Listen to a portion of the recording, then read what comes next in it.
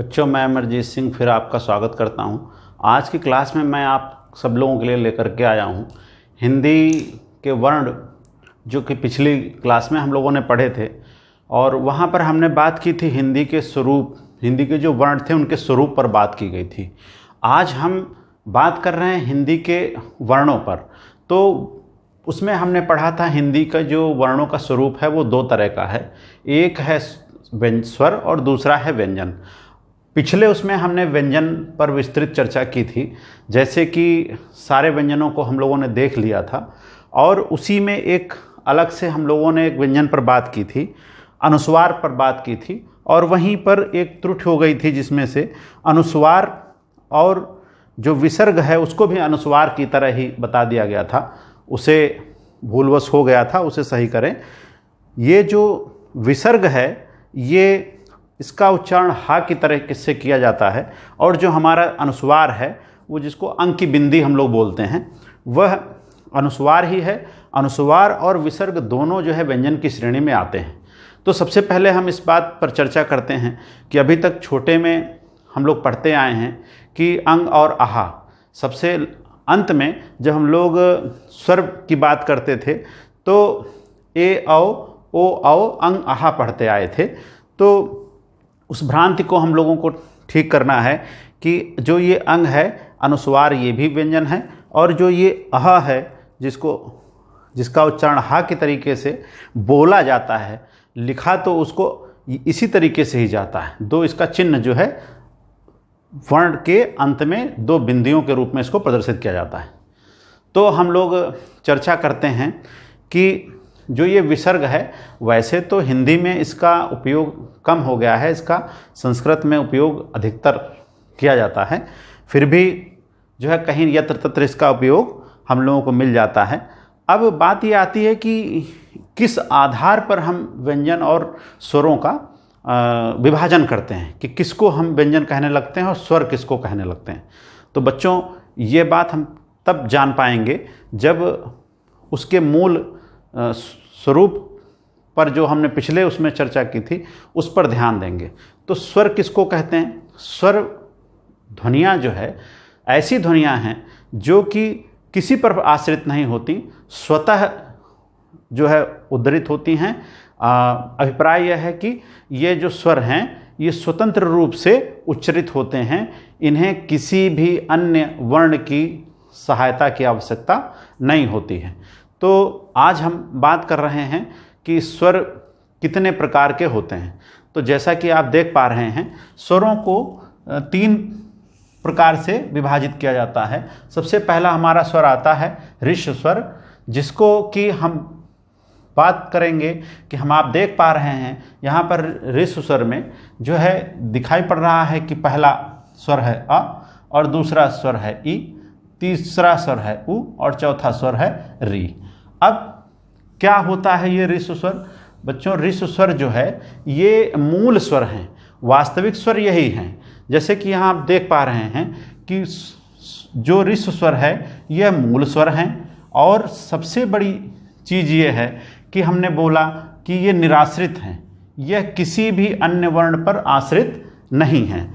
और दूसरी चीज़, जब ऋश्व स्वर की बात आती है तो प्रतियोगी परीक्षाओं में इस चीज़ का भी आप ध्यान रखें कि कभी कभी पूछ लेता है। आपने जब छंद पढ़े थे तो वहाँ पर देखा होगा एक मात्रिक छंद, द्विमात्रिक छंद, इस तरीके से वहाँ पर चर्चा होती है। वो बात हम अगले बात करेंगे जब हम लोग छंद पढ़ रहे होंगे तो छंद शास्त्र के विषय में जानकारी करेंगे, किंतु यहाँ पर उसकी चर्चा आवश्यक है क्योंकि छंद शास्त्र में इन ऋश्व स्वर और दीर्घ स्वरों की जो मात्राएं होती हैं उनका प्रयोग करके हम वहाँ पर विभाजन करते हैं और जान पाते हैं कि कौन सा दीर्घ मात्रा है और कौन सा लघु मात्रा है। तो हम यहाँ बात कर रहे हैं कि जो ये हमारा ऋश्व स्वर है यह एक मात्रिक स्वर कहलाते हैं। दूसरी चीज़, अब आते हैं हम दूसरे बिंदु पर, जो कि हमारा दूसरा बिंदु है दीर्घ स्वर। दीर्घ स्वर की जब हम लोग चर्चा करेंगे तो आप ये अच्छी तरीके से समझ लें कि दीर्घ स्वर स्वतंत्र स्वर नहीं होता है और यह ऋस्व स्वर के आपस में जुड़ने से ही दीर्घ स्वर बनता है। जैसे यहाँ पर यदि हम देख पा रहे हैं कि ये आ लिखा हुआ है, ये आम वाला आ लिखा है बच्चों, और इसका जो मेल है वह दो ऋस्व स्वरों का आपस में समान स्वर हैं। यह देख लीजिए, आ और आ यहाँ पर हमको दिखाई पड़ रहा है और ये बन गया आ। अब यहाँ बात मैंने एक शब्द प्रयोग किया समान स्वर।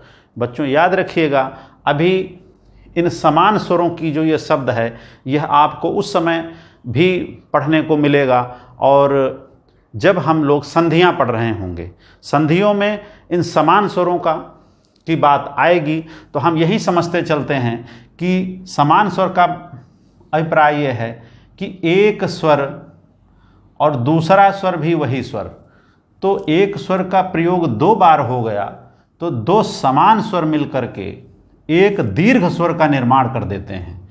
यहाँ पर हम देख रहे हैं, यहाँ पर भी जो है एक ऋष्व स्वर है जिसको हम एक मात्रिक स्वर कहते हैं, और यह एक मात्रिक स्वर ऋष्व स्वर जब समान तरीके से आकर के आपस में मिलते हैं, जुड़ते हैं, तो यह एक दीर्घ स्वर का निर्माण करता है और इसको हम लोग ई बोलते हैं, जिसको ईख वाला ई भी हम लोग बच्चों पढ़ते आए हैं।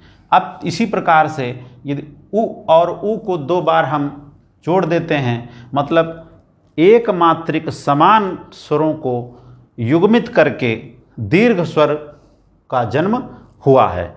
इसी तरीके से हम एक इस री पर आते हैं। बच्चों आप ये जान लीजिए, ये जो री स्वर है यह एक मात्रिक स्वर है, ऋस्व स्वर है।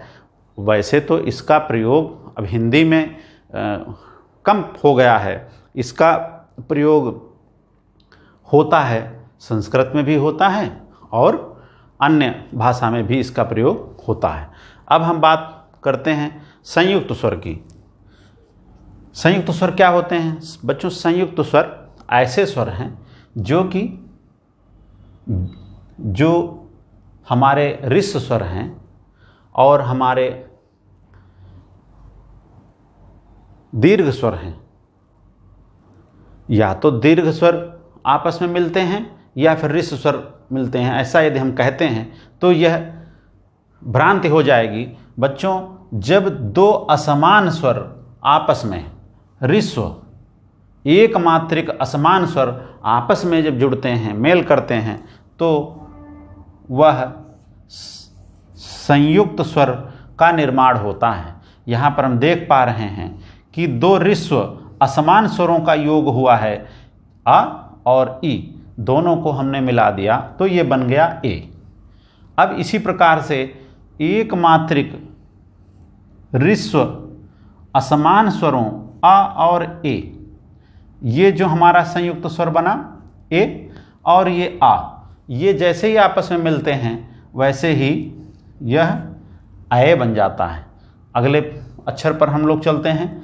ये देखिए एक समान एक स्वर यहाँ पर ऋस्व है और दूसरा हमारा हम देख रहे हैं दूसरा एक असमान स्वर ऊ है और दोनों आपस में मिल जाते हैं, तो इससे एक संयुक्त स्वर का निर्माण होता है, उसको ओ पढ़ते हैं। अब यहाँ पर भी हम देख पा रहे हैं कि एक ऋस्व स्वर है अ और दूसरा हमारा संयुक्त स्वर है ओ, दोनों आपस में जुड़ जाते हैं तो ये औ का निर्माण करते हैं। हम यहाँ पर एक स्पष्ट रूप से देख रहे हैं बच्चों कि पहला स्वर ये और दूसरा स्वर ये, तो इस तरह से हम देख पा रहे हैं कि दो मात्राएं आपस में युग्मित हो रही हैं, जुड़ रही हैं। इसीलिए जो हमारे संयुक्त स्वर हैं वह द्विमात्रिक स्वर कहलाते हैं। ये देखिए दो मात्रिक स्वर, ये हमारे ऋस्व स्वर और दीर्घ स्वर। संयुक्त और ऋस्व स्वरों के योग से या ऋस्व और ऋस्व स्वरों के योग से संयुक्त स्वरों का निर्माण होता है। आगे बात चलते हैं। तीसरा स्वर हमारा आ जाता है प्लुत स्वर। बच्चों, इस प्लुत स्वर को आप अवश्य ध्यान रखें, इसका कोई चिन्ह नहीं होता। इसको हिंदी का जो 3 होता है उसी को इसके स्वर के रूप में मान्यता दी गई है। वैसे तो इसका जो प्रयोग है हिंदी में अब नगण्य हो गया है, फिर भी हमें जानना आवश्यक है प्लुत स्वर होता क्या है। तो बच्चों, आप ये जानें कि प्लुत स्वर जो है यह प्रयोग के आधार पर यदि हम बात करें तो जहाँ ऋस्व स्वर के उच्चारण में बहुत अल्प समय लगता है, वहीं दीर्घ स्वर के उच्चारण में ऋस्व स्वर से अधिक समय लगता है।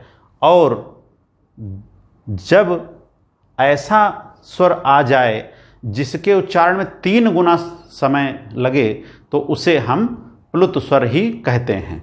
अब इसके बाद हम लोग चर्चा करें कि ये जो स्वर हैं इनकी मात्राओं पर चर्चा करें कि इनकी मात्राओं के कितने भेद होते हैं, इनको हम कितने भाग में बांट सकते हैं। तो बच्चों, हम देख रहे हैं कि स्वरों को हम उनकी मात्राओं के आधार पर 3 प्रकार से विभाजित कर सकते हैं। वैसे मात्राएं क्या होती हैं, इसके विषय में, मात्राओं के विषय में पंडित कामता प्रसाद जी ने कहा है कि वे वर्ण जब स्वरों के मूल अक्षरों से हट करके व्यंजन के साथ प्रयुक्त होते हैं तो वह चिन्ह मात्राएं कहलाती हैं। तो उस आधार पर हम मात्राओं को 3 भागों में ही बांट सकते हैं। बांटा गया है कि ऋस्व मात्रा, दीर्घ मात्रा और प्लुत मात्रा। प्लुत मात्रा वही है जिसको अभी हमने यहाँ पर हिंदी के 3 अंक गिनती का चिन्ह दिया है। यह 3 अंक का चिन्ह प्लुत मात्रा कहलाता है और इसका प्रयोग संस्कृत में होता है। यहाँ पर हमने पिछले वीडियो में भी बात की थी कि मात्राओं के आधार पर देखें तो स्वर के जो चिन्ह हैं वो 10 ही रह जाते हैं। आगे हम लोग बात करते हैं कि यह अनुनासिक और निरअनुनासिक, ये 2 आपको सुनने को मिलते हैं। तो आप यहाँ पर देख रहे हैं जिसको हम लोग अनुनासिक पढ़ रहे हैं उसे हम सामान्य स्थिति में चंद्र बिंदु भी पढ़ा करते रहे हैं। अब चंद्र बिंदु या अनुनासिक जो है इसका उच्चारण नाक और मुंह से होता है, जैसे गांव, दांत और ये आंगन लिखा हुआ है। अब बात आ जाती है कि निरअनुनासिक क्या होता है। निरअनुनासिक केवल मुंह से बोले जाते हैं बच्चों, इसमें से नाक का उपयोग नहीं होता है, इसीलिए इसको अनुनासिक, नासिक का मतलब नासिका, नाक, और निरअनुनासिक बिना नाक की उपयोग के केवल मुंह से बोले जाने वाले स्वर वर्ण जो है वह निरअनुनासिक कहलाते हैं। जैसे इधर और उधर, ये हम देख पा रहे हैं, जैसे उदाहरण में लिखा हुआ इधर और उधर। अब सबसे अंतिम बिंदु पर यदि हम आते हैं और चर्चा करते हैं, अभी हम लोगों ने शुरुआत में चर्चा की थी, इसके पहले भी चर्चा की थी कि अनुस्वार और विसर्ग व्यंजन हैं। ये पढ़ा था, जिसको हम लोग अंक की बिंदी और आहा की बिंदी पढ़ते आए हैं। तो यदि इसके मूल उस पर हम चलें तो ये कहा जाता है कि ये अनुस्वार और विसर्ग ना तो व्यंजन है और ना तो स्वर है। ये किसने कह दिया? ये जो है आचार्य किशोरीदास जी कहते हैं, हिंदी के विद्वान हैं। उन्होंने लिखा है कि ये अनुस्वार और विसर्ग जो हैं ये ना तो विसर्ग है और ना तो व्यंजन है। क्यों उन्होंने ये ऐसा क्यों कह दिया? उन्होंने इसलिए कह दिया कि ये व्यंजन इसलिए नहीं है क्योंकि ये स्वर के बाद आता है, जबकि प्रकृति ये होती है व्यंजन की कि वह स्वर के पहले ही आता है। मतलब जो हमारे स्वर हैं वह व्यंजन पर आरोपित होते हैं, व्यंजन में लगाए जाते हैं, जबकि हमारा जो विसर्ग और अनुस्वार है वह स्वर के पहले, व्यंजन के पहले ही आ जाते हैं, बाद में नहीं आते। इसलिए इसकी प्रकृति ना तो व्यंजन जैसी है ना तो स्वर जैसी है। तो फिर इसको क्या कहा जाए? तो इसको एक नया नाम दिया गया जिसको बोला जाता है अयोगवाह। तो अयोगवाह क्या होते हैं? अयोगवाह का यदि हम शाब्दिक अर्थ समझें तो अयोगवाह का शाब्दिक अर्थ होता है योग ना होने पर भी जो साथ रहे उसे कहते हैं अयोगवाह।